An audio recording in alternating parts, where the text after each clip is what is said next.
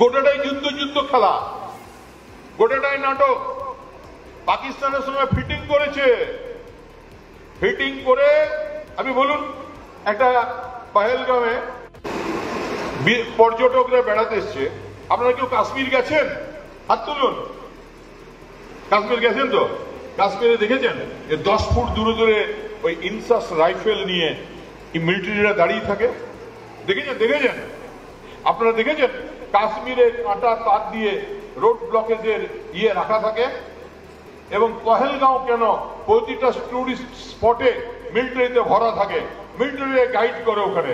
তাহলে ভাই, একদল দুষ্কৃতকারী চলে এলো পহেলগাঁওয়ে, কিন্তু তার 3 দিন আগে সব প্রোটেকশন তুলে নেওয়া হয়েছে।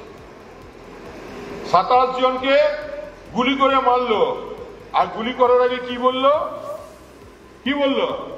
बोला आप हिंदू है, दुम। आप सिंदूर पहनते हैं, दुम। आप कलमा पढ़ने जानते हैं, दुम।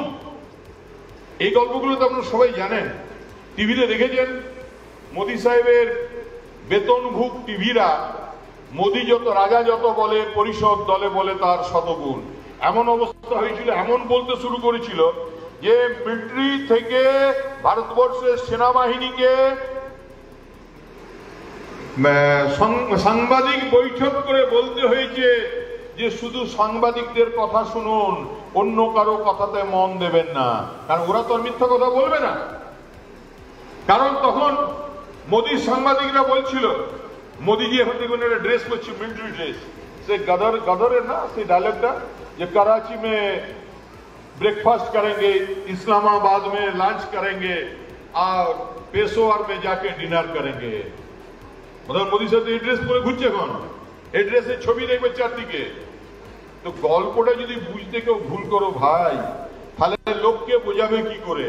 এটাই হলো মোদ্দা কথা, যে এরা সিঁদুর খেলতে নেমেছে। এই কারণে মাফিয়া এন্টি সোশ্যালদেরকে রাজনৈতিক পরিসর থেকে দূরে রাখতে হয়। তাদেরকে রাজনীতিতে স্পেস দিয়ে দিলে এটাই হয়। তারা জানেই না কি বলা উচিত, কি বলা উচিত না। অর্ধশিক্ষিত, উচ্চ মাধ্যমিক কোনোভাবে পাস করেছে, ওর কাছে তো এর চেয়ে বেশি আশা করা যায় না। আর অনুব্রত মণ্ডলের শিষ্য, ও তো এগুলোই বলবে। আরে ভাই বলি, এত যখন পাকিস্তানের প্রতি তোমার প্রেম, তো চলে যাও না, পাকিস্তানে চলে যাও। ভারতবর্ষে আসুক, আমাদের দেশ ছেড়ে চলে যাও।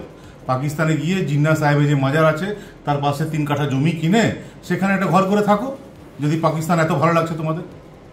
এটা ঠিক না, কিন্তু কি করবেন, তৃণমূল কংগ্রেসে এইসব করা যায়। ওর বিরুদ্ধে কোনো এফআইআর হবে না। অন্য কেউ এই কথা বললে এখন অ্যারেস্ট হয়ে যেত, কিন্তু ওর বিরুদ্ধে কোনো এফআইআর হবে না, কিচ্ছু হবে না।